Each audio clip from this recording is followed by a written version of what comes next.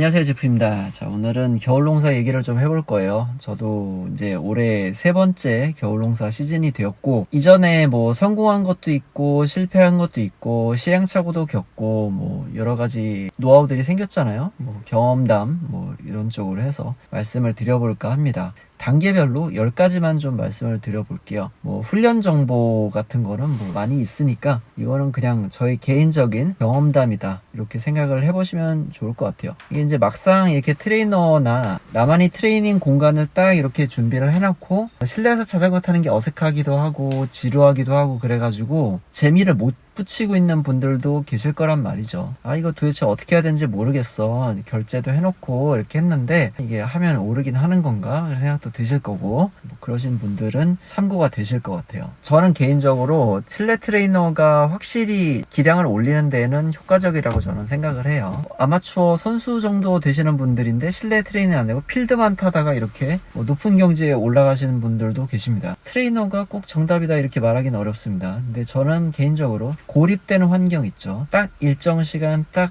일정 그런 힘을 내야 되는, 마치 이제 체육관에서 원판 드는 것처럼 정확하게 딱딱딱딱 수행해서 적응이 되고 조금씩 그거를 점진적으로 과부하를 줄 수 있는 딱 고립된 환경 있죠. 그런 거를 조성하기에는 트레이너가 정말 좋다. 저는 그렇게 이제 말씀을 드리고 싶어요. 정말 잘 활용을 하면은 내 몸을 올리는데 정말 도움이 많이 되는 것 같아요. 자, 일단은 시작을 하려면은 장기 뭐 단기 목표를 세워야 돼요. 그래서 이제 중요한 거는 내가 실현 가능한 범위 안으로 이 목표를 세워야 되는데, 이게 사람마다 각자 환경이 다르잖아요. 내가 훈련에 낼 수 있는 시간도 다르고, 그리고 이거를 회복할 수 있는 시간적, 환경적 요인들이 있을 거 아니에요. 업무 강도가 너무 높아서 그거를 회복하기에 바쁘면은, 지금 제가 그렇습니다. 일이 너무 바빠가지고 집에 오면 그냥 회복하고 다시 출근하기 바빠요. 그래서 사실상 훈련은 엄두도 못 내고 있는 상황이어가지고 저 같은 이런 경우에는 훈련 목표를 세우기가 굉장히 어렵죠. 근데 사실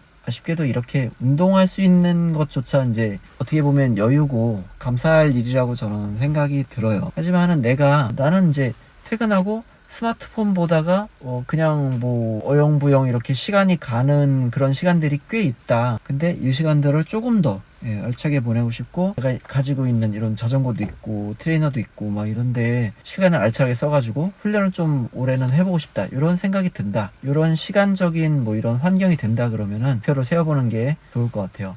주당 훈련 시간 있죠.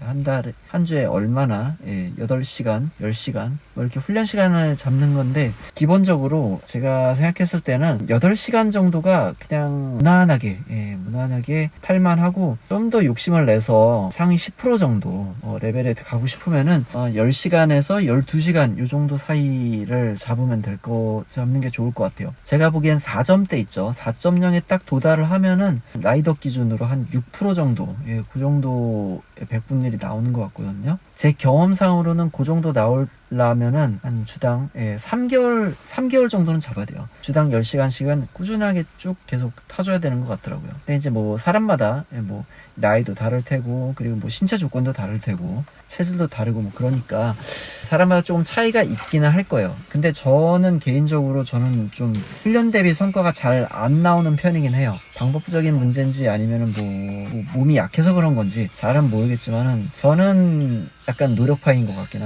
해요. 특히나 이제 동호인 분들 같은 경우에는 생업이 따로 있잖아요. 그러다 보니까 훈련의 효율을 많이 따지실 것 같아요. 어쩔 수 없죠.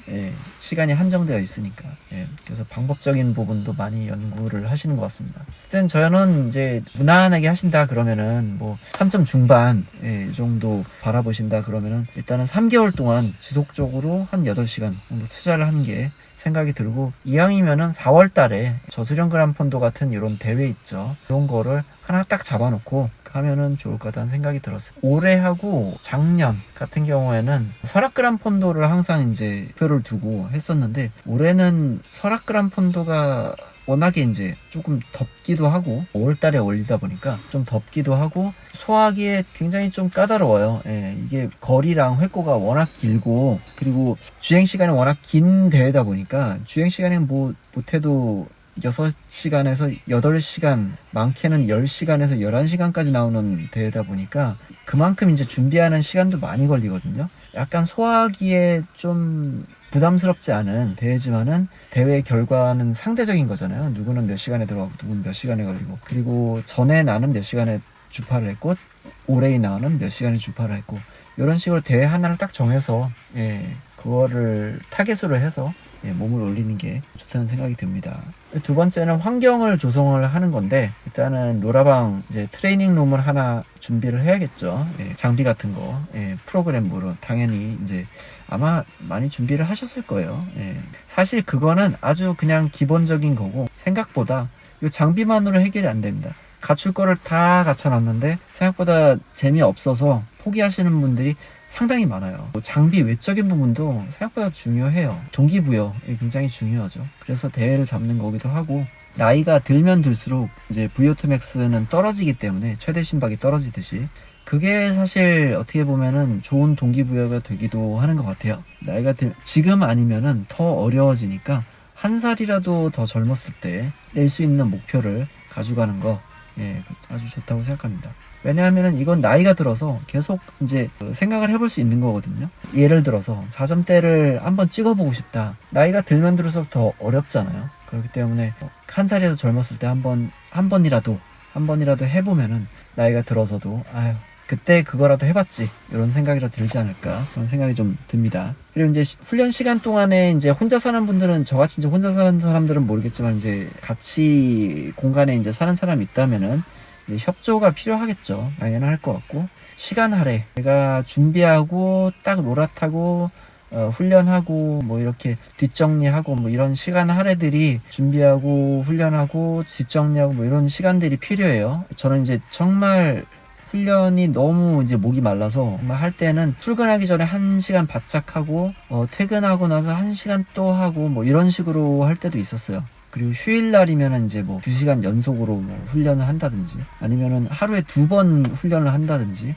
주당 목표가 있으니까. 그리고 저는 그렇게 규칙적으로 이제 시간대가 정해져 있는 일을 하지 않거든요. 9 to 6로 일하는 직업이 아니고 교대로 하는 직업이기 때문에 시간이 불규칙했어요. 그렇기 때문에 시간이 틈이 나면은 자전거를 타야만 했던 그런 입장이기 때문에, 휴일날은 부족한 훈련량을 채우기 위해서 아침 저녁으로 훈련을 하고 뭐 그런 식으로도 훈련을 했어요. 아침에 뭐 지속주 타고 저녁 때 뭐 고강도 타고 뭐 그런 인터벌 타고, 그런 식으로 뭐 시간을 할애를 했던 것 같아요. 어쨌든 각자의 그런 이제 주어진 환경 안에서 시간을 준비를 일단 해야 될 것 같아요. 뭐 훈련 스케줄 같은 거는 뭐 규칙을 가져가죠. 주당 양극하다 그러면 이제 주에 한 번은 HIIT, 고강도 인터벌 타고, 그리고 나머지는 뭐 LSD 타고, 뭐 이런 식으로 해야 될 거, 뭐 자기만의 스케줄, 그런 규칙을 준비를 해야 될 거예요. 이제 훈련 방법이라든지. 근데 이런 훈련 방법적인 부분들은 워낙에 정보가 꽤 있고, 그리고 저도 이제 트레이닝적으로 전문가가 아니기 때문에 그런 거는 이제 그런 분들 정보를 확인해 보시는 게 좋을 것 같아요.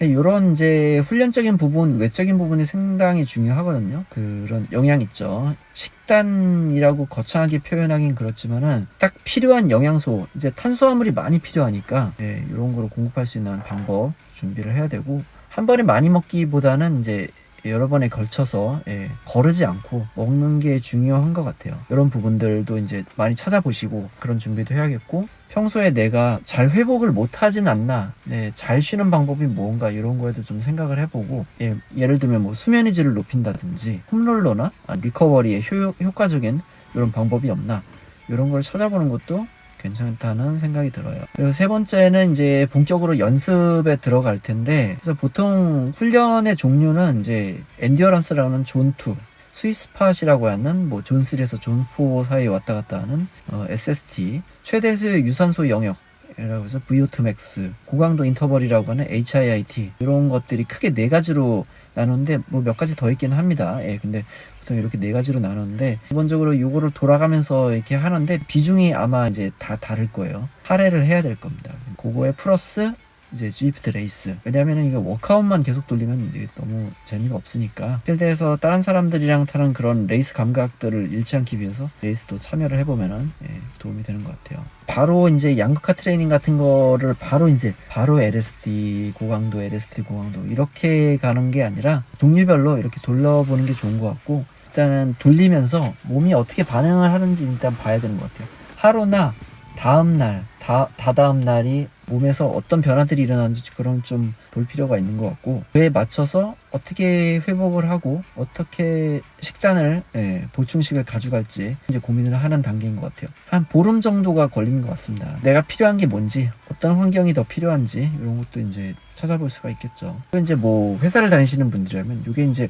업무에 좀 영향을 미치나 이런 것도 좀 확인을 할 필요가 있습니다. 어쨌든 중요한 거는 3개월을 요거를 끌고 가야 된단 말이에요. 초반에 이제 너무 오버페이스를 하지 않기 위한 방법, 그런 탐색이기도 해요. 그래서 루틴을 짜야 된다는 거죠. 자, 이렇게 연습 단계가 끝나면은 뭐 이렇게 머릿속에 정보도 많이 쌓였고 뭐 훈련 계획도 세웠고 이렇게 한번 진행을 해보자. 자신만의 훈련 방법이 이렇게 생겼을 거예요. 훈련 방법이 여러 가지가 있는데 그게 또 나한테 맞는다는 보장도 없다고 봐요, 저는. 그건 저뿐만 아니라 다른 사람들도 그렇게 얘기를 하거든요. 나만의 방법을 찾아야 된다. 뭐 이런 얘기는 많이들 합니다. 예. 지금도 역시나 훈련 방법은 계속 연구를 하고 있는 부분이기도 하고, 그래서 좋다고 해서 무작정 따라하기보다는 이것저것 해보면서 내 몸의 반응 이런 거를 지켜보는 게 좋을 것 같아요. 본격적인 훈련이 시작이 되면은 저희 경험을 말씀드리는 건데, 지속주라든지 인터벌이라든지 이런 훈련들을 내가 소화를 해내잖아요. 그 성취감이 되게 컸던 것 같아요. 특히나 고강도 인터벌, 고릅이나 어려운 그런 강도의 훈련들 있잖아요. 그런 거를 내가 딱 이제 여유 있게, 그것도 성취감이 되게 큽니다. 고강도 또 타고 싶다 이런 생각이 들 정도로 성취감이 큰데, 주, 둘째 주, 셋째 주, 한 달 뭐 이렇게 넘어가잖아요. 특히 한 달 반 뭐 이렇게 절반이 넘어가는 기점이 되면은 이게 매주 이렇게 반복이 되었단 말이죠. 그렇기 때문에 약간 감흥이라고 해야 되나요? 그런 성취감이 그 강도가 떨어집니다. 그래서 동기부여가 잘 안 되는 또 시점이 와요. 근데 중요한 거는 이게 폼이 낮을 때는 이제 막 진짜 수직 상승하는 것처럼 막 이렇게 FTP가 쭉쭉 올라가는 게 눈에 보이거든요. 필드에서는 이렇게 타는 사람이 어떤 사람이냐에 따라서 좀 다르겠지만은 매번 나는 비슷비슷한 것 같은데 싶어도 로라를 타면은, 저는 경험상 그랬어요. 뭐 처음에는 계속 수직으로 상승하는 것 같은 그런 느낌을 받습니다. 근데 시간이 지나면은 지날수록 그 정체기가 올 수밖에 없죠. 어쨌든 본 훈련 기간에 이제 들어가게 되면은 하나하나의 워크아웃이나 이제 훈련에 집중하는 것도 중요하지만은 이게 계속 지속될 수 있도록 그런 루틴을 만들어주는 게 좋은 것 같아요.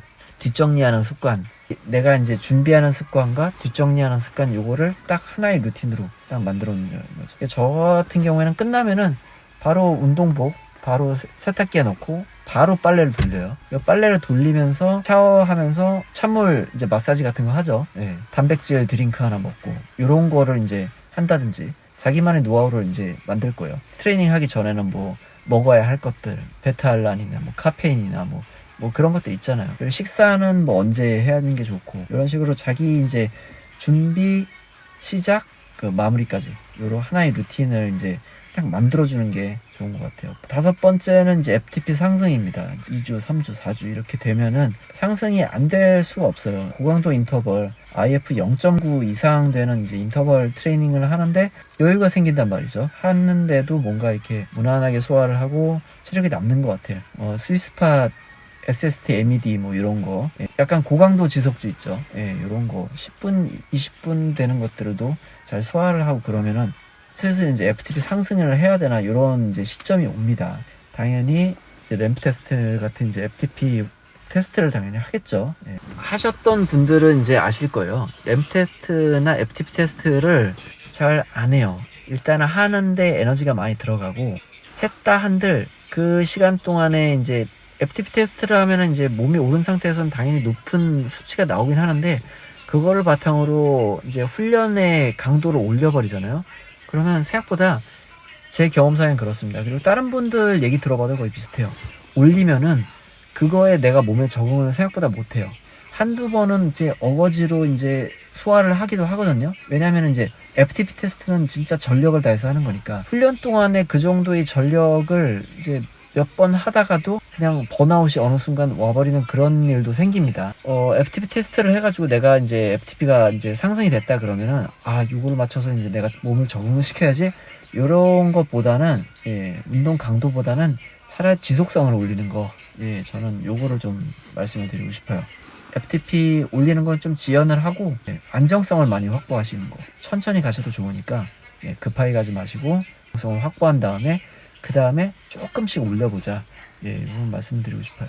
자, 그리고 7번째는 번아웃입니다. 많은 분들이 이제 정체기를 굉장히 고통스러워 하셔요. 증상은 예, 무기력해져요. 예, 그리고 의지가 이제 상실이 됩니다. 하기 싫어. 그냥 안장에 올라가잖아요. 그냥 조는 경우도 심지어 그냥 이게 졸듯이 그냥 엎어지는 경우도 그냥 핸들바에 기대가지고 타기 싫어 하다가 그냥 내려오는 경우도 생깁니다. 그러면서 이제 약간의 이제 자책을 한다든지, 나는 왜 이렇게 멘탈이 형편이 없나, 막 이런 생각도 하기도 해요. 예. 그리고 또 지루합니다. LSD 2시간, 이게 FTP가 상승이 되면은 처음에 1시간이면은 됐던 이 그 저강도 지속주 훈련이 2시간을 올려야 되고 3시간을 올려야 그 효과가 나오는 그런 경우가 생깁니다. 예. 하면 할수록 지속 시간을 늘려야 되고 강도를 올려야 될 수밖에 없어요. 그렇기 때문에 지치죠. 멘탈이 정신력의 한계가 옵니다. 그래서 이거를 예방하기 위해서라도 지연이 좀 필요합니다. 욕심이 들더라도 조금 가볍게 낮추고 그 환기를 시킬 필요가 있어요. 그래서 멘탈 관리를 어쨌든 해야 되는데 저는 이거를 어떻게 돌파했냐? 저는 3.8에서 4.0 가는 게 정말 고비였어요. 이게 FTP 상승은 수직 상승처럼 보이는데 나중에는 갈수록 상승폭이 떨어져요. 어쩔 수 없었어요. 정말 그게 힘들었는데 그거를 이제 약간 믿음으로 해결했습니다. 하다 보면 할 수 있어 이런 믿음으로 좀 버티는 듯하게 이렇게 했는데 그렇게 해서 4점대에 도달을 했어요. 거기서부터가 또 이제 문제인 거죠. 올해는 거기에 벽을 깨는 거. 그 이상 4점이 중반으로 다가갈 수 있는 방법을 찾는 게 저희 이제 과제인 겁니다. 저는 정체기가 왔을 때 할 수 있는 거는 의심보다는 나 자신에 대한 믿음, 자신감을 갖고 가는 게 중요하다 이런 생각이 들어요. 정체되는 요인을 보면은 이제 뭐 유전 그리고 환경 그런 걸로 인해서 이제 한계점이 오게 되는데 뭐 나이일 수도 있죠. 훈련 정보의 제한, 더 좋은 정보가 없어서 그리고 내가 그런 맞는 적합한 그런 훈련 방법을 찾지 못해가지고 정체가 될 수도 있거든요. 그럴 때는 이제 뭐 아카데미 이제 코치의 도움을 받는 게 도움이 될 수 있겠죠. 근데 저는 그렇게는 안 해봤어요. 다 독학으로 했고요. 여건이 된다면 저도 이제 아카데미 가서 배우고 싶은데 저는 아쉽게도 그런 여건이 되진 않습니다. 올해도 이제 어쩔 수 없이 독학을 해야 되는 상태예요. 번아웃 얘기를 이제 말씀을 드렸는데 결국에는 자기에 대한 믿음을 가지고 이렇게 극복을 해 나가야 돼요. 그래서 이제 8번째는 이제 정체기의 극복을 말씀드리고 싶은데 정체기가 옵니다. 번아웃 얘기를 하다가 이제 정체기가 나왔는데 일단은 훈련 방법을 바꾸어 볼 수도 있어요. 정확한 지식이나 정보가 없으면은 이거는 사실상 제한이 돼요. 일반 동호인이 알고 있는 훈련 방법은 그렇게 가질 수가 많지 않은 걸로 알고 있어요. 클량이나 아니면 도사나 이런 데서 이제 아니면 유튜브 뭐 이렇게 아니면 이제 동료, 팀원 뭐 이런 식으로 해서 이제 정보들이 돌 텐데 뭐 제한된 이제 훈련법 안에서 저희가 취사 선택을 해야 되고 이 선택이 맞는 거에 대한 확신도 아마 없을 거예요. 훈련 방법을 바꿔보는 것보다는 환경을 바꿔보는 것도 괜찮다고 생각이 들어요. 먹는 거 있죠. 식단을 약간 조절을 해보자. 좀 덜 기름진 음식을 먹어보거나 아니면 탄수화물이 좀 더 이제 잘 들어가 있는 식단으로 구성을 한다든지 아니면은 식사의 횟수 조금 늘려본다든지 휴식은 아까 말씀드렸지만 뭐 수면의 질을 올릴 수 있는 내가 숙면을 못하는 건 아닌가 이런 거를 볼 수도 있어요. 잘 쉬는 방법을 찾아볼 수도 있겠고 그런 것뿐만 아니라 이제 뭐 부스터도 있을 수 있겠죠. 카페인 같은 거 베타알라닌 아르기닌 뭐 이런 거 여러 가지 이제 영양제죠. 영양제라고 해야 되나 각성을 해서 이제 해결을 할 수도 있는 것 같아요. 양잿물이라도 마실 기세로 해야 4점이 된다 뭐 이런 말도 있거든요. 제가 느끼기에도 그랬습니다. 진짜 4점대는 타고나신 분들 아니면은 엄청 노력을 해야 되는 것 같아요. 안장에 올라가서 막 진짜 울고 싶을 정도로 노력을 해야 되는 것 같더라고요. 또 뭐가 있을까요? 마사지 같은 것도 있을 수 있죠. 찬물 샤워 이런 것도 많이 말씀하셔요. 비강 확장기 있죠. 저는 지금 실천해보고 있는 게 비강 확장기인데 이것도 도움이 된 것 같아요. 코로 이렇게 숨을 쉬는 게 저는 비염이 있어가지고 코로 숨을 쉬는 게 산소 전달에 더 효과적이라고 하더라고요. 저는 약간 이게 이제 실제로 이제 선수들도 많이 사용을 하고 있어가지고 저는 최근에 요거를 좀 시도를 해보고 있어요. 그 외에 뭐 영양제 같은 경우는 이제 비타민 B12, 뭐 오메가3, 뭐 BCAA, 채식 같은 게 도움이 된다 이런 얘기도 있습니다. 이게 아무래도 혈류에 관련된 유산소 운동은 아무래도 혈류가 중요하다 보니까 기름진 동물성 그런 음식보다 식물성 이런 식단이 도움이 된다 이런 연구도 있어요. 근데 약간 사람마다 좀 다르긴 할 것 같거든요. 체질에 맞게 좀 찾아보면 좋을 것 같아요. 요때 이제 정체기를 극복하기 위해서 이런 거를 시도해 볼 수 있다 이런 말씀을 드리는 겁니다. 반응성을 이제 좀 모니터링 할 수 있어요. 되게 그 외에도 뭐 이제 뭐 적혈구 관련돼서 뭐 엽산을 뭐 먹는다든지 비타민 C 뭐 이런 것도 있겠죠. 뭐 도핑만 하지 않는다면요. 아무튼 자전거인들이 하이 클래스로 계속 올라가는 이런 열망을 갖고 있는 사람은 갈수록 도핑은 이제 정말 이때쯤이면은 저는 그 생각을 했던 것 같아요. 진짜 이러니까 도핑을 하는 거구나. 할 수만 있다면은 진짜 뭐라도 하겠다 이런 생각을 가지면은 그러면은 이제 도핑까지 가겠다 이런 생각이 좀 들었던 것 같아요. 자, 이런 식으로 뭐 이제 실천도 하고 지속도 하고 번아웃도 극복하고 뭐 정체기도 오고 막 이런 과정들을 거쳐요. 겨울 농사라는 거. 그렇게 이제 겨울을 지나가게 되는데 제 경험입니다. 겨울이 생각보다 길어요. 1월 달에 시작한다고 해도 3월까지가 1, 2, 3은 3개월이잖아요. 3월 달이 되어도 3월 중순이 되어도 생각보다 필드 타기가 녹록치가 않습니다. 생각보다 추워요. 이렇게 우리가 뭐 4월, 5월, 6월 막 이렇게 따뜻할 때 타는 그런 봄이란 느낌이 안 들어요. 3월인데도 왜 이렇게 추워? 제 경험상엔 그래요. 3월인데 왜 이렇게 추운 거지? 필드 타도 되는 거야? 이런 생각이 많이 들거든요. 근데 요때가 인도에서 거의 몸이 정점에 오른 그런 타이밍이기 때문에 요때가 참 애매합니다. 요때 이제 필드 타기에 적합한 환경은 아닌데 기온 뭐 이런 걸 봤을 때 하는데 몸이 올라 있단 말이죠. 그럼 이제 답답한 마음을 밖으로 뛰쳐나간단 말이에요. 근데 또 필드에 대한 감각이 막 돌아오지 않을 때예요. 3개월 동안 롤러만 탔으니까 요때 좀 조심해야 됩니다. 제 경험상 그래요. 올해 제가 그렇게 해서 낙찰을 했죠. 그래서 뭐 감각이 좋으신 분들은 모르겠는데 저는 그렇지가 못한 것 같아가지고. 근데 어쨌든 말씀드리고 싶은 거는 4월이 돼야 됩니다. 3월도 이르고 4월이 될 때까지 버텨야 됩니다. 어설프게 필드에서 이렇게 재미를 보려고 하시는 것보다는 내가 계획했던 것들 있죠. 그걸 이제 꾸준하게 미는 게 전 좋은 것 같아요. 필드를 타건 인도어를 타건 이제 항상 여유 있는 마음 있죠. 급하지 않게 여유 있게 타야 되는 것 같아요. 인도어를 탄다고 해서 부상이 안 오는 게 아니거든요. 인도어를 타도 뭐 신경계 데미지도 있고 관절, 근육 데미지가 옵니다. 그대로 회복이 안 돼가지고 뭐 무릎 막 부상이 와가지고 이제 고강도 인터벌 한번 잘못 탔다가 부상 와가지고 뭐 보름 동안 쉬어야 되고 막 그런 경우 생기거든요. 뭐 FTP 상승 이게 올린다든지 하는 거 항상 이제 여유 있게 해야 되는 게 타면 탈수록 저는 그게 중요하다는 생각이 들어요. 특히 낙차 때문에라도 항상 이렇게 여유 있는 생각은 갖고 가시는 게 좋은 것 같아요. 자, 마지막입니다. 마지막 가장 어떻게 보면 저한테는 중요한 게 4점대입니다. 4점대가 유지하기가 되게 힘들어요. 3.8에서 4점으로 올라가는 게 그때 이제 훈련량이 최고조에 달했을 텐데 주당 10에서 12시간을 탔던 것 같아요. TSS는 이제 800에서 1000 정도. 그만큼 이제 노력을 해서 간신히 4.0이 나왔는데 문제는 요 훈련량을 그대로 유지를 해야 하는 게 생각보다 어렵단 말이죠. 그래서 이제 날도 더워지고 뭐 이제 훈련하는 것도 지겹고 인도어 타는 것도 지겹고 그리고 바깥에서 필드에서 재밌게 타고 싶고 날은 좋은데 언제까지 내가 집에서 인도어만 탈 거냐.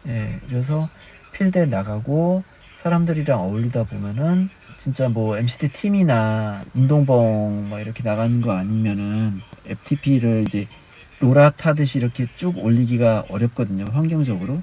그렇게 하다 보면은 그때부터 이제 하얀 곡선이 생기는 거죠. 폼이 쭉 떨어지는 거죠.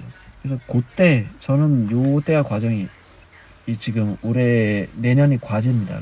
요때를 잘 극복해서 지루함을 잘 이겨내고 그리고 좀 더 이제 좀 경쟁적으로 탈 수 있는 그런 환경을 찾아가지고 좀 지금보다 높은 좀 레벨에 좀 도달하고 싶은 게 저희 욕심이에요. 예. 욕심입니다. 말 그대로 욕심이에요. 예. 올해 제가 뭐 낙차도 하고 뭐 훈련도 하고 해서 느꼈던 거는 이제 과욕을 부리면 안 돼요. 예. 사실 이제 자전거를 못 타는 사람도 많거든요. 예. 타고 싶어도 못 타는 사람도 많고 이만큼 탈 수 있는 것도 사실 이제 감사한 일이라고 저는 생각을 해요. 올해 제가 제일 크게 느꼈던 거는 만족할 줄도 알아야 된단 말이죠. 뭐 초급자도 있고 중급자도 있고 상급자도 있고 MC터도 있고 MC터는 뭐 D리그, 뭐 S리그, 뭐 그리고 뭐 엘리트 선수 있고 컨티넨탈, 뭐 프로 컨티넨탈, 뭐 월드 투어 막 이 클래스들이 있잖아요. 내가 아무리 노력해도 갈 수 없는 부분이 분명히 있습니다. 남들은 모든 주변의 사람들이 다 어떻게 자전거를 그렇게 잘 타냐 그래도 내 눈은 이미 뭐 뚜르드 프랑스에 있어. 그러면은 나는 왜 이렇게 자전거를 못 탈까 이런 생각이 들 수밖에 없거든요. 근데 뭐 이만큼 탈 수 있는 것도 감사하지 이만큼은 만족할 줄도 알아야지 이런 생각을 하는 게 이게 필요하구나 이런 생각을 했던 것 같아요. 올해 특히나 제가 많이 깨달았던 건 그랬던 것 같습니다. 근데 어쨌든 이제 의지만으로는 안 돼요. 내가 가진 의지만으로는 안 되고 환경도 받침이 돼줘야 되고 그리고 내가 타고난 몸도 뒷받침이 돼줘야 되고 꾸준하게 이제 정진하고 배우고 하는 것도 좋지만은 나의 한계가 있다면은 그걸 받아들일 줄도 아는 게 중요한 것 같습니다. 자, 오늘 영상은 저희 뭐 어쨌든 뭐 3년이 지났네요. 제가 이제 본격적으로 이제 훈련에 이제 들어가게 된 게 그란폰도 여기저기 이렇게 다니고 그리고 좀 더 그란폰도에 나가면 특히나 정말 잘 타시는 분들이 많잖아요. 천하 무술 대회 뭐 이런 거 있죠. 그런 것처럼 와, 저 사람 뭐야, 야 역시 다르구나 막 이런 거를 많이 느끼게 되는데 그때마다 그런 사람들을 보면서 와, 나도 저렇게 잘 타보고 싶다 이런 생각을 저는 항상 했던 것 같아요. 나도 열심히 해가지고 저렇게 잘 타보고 싶다, 부럽다 막 이런 생각에 땀을 흘려가면서 몇 년을 그렇게 시간을 보냈던 것 같습니다. 지금 돌이켜보면은 지난 시간들을 말씀을 드렸고 저보다 단기간에 이렇게 진짜 눈에 띄게 성장하신 분들도 많아요. 그래서 그런 것들을 보면은 좀 한편으로 좀 더 빨리 시작할까 이런 아쉬움도 들거든요. 하지만은 말씀드렸다시피 만족할 줄도 알아야 된다. 올해는 그걸 가장 크게 느꼈습니다. 하지만 그럼에도 불구하고 내년에는 뭐 할 수 있는 거는 해볼 겁니다. 그래서 오늘은 이제 지난 몇 년간의 저희 뭐 겨울 농사 있었던 일들, 노하우들 말씀을 드려봤고요. 다음 시간에는 시간이 된다면은 멘탈 관리가 굉장히 중요한 것 같아요. 환경을 통제하고 지겨움, 어려움, 힘듦을 이겨내고 부상, 두려움, 뭐 낙차에 대한 두려움, 그만두고 싶고 막 여러 가지 힘듦이 찾아옵니다. 이런 거를 이제 저도 이겨내고 싶고 다른 분들도 이겨냈으면 하고 이런 부분들을 좀 말씀을 드려볼게요. 그래서 다음 영상은 자전거 지치고 힘들고 그만두고 싶다면에 대해서 얘기를 해보겠습니다.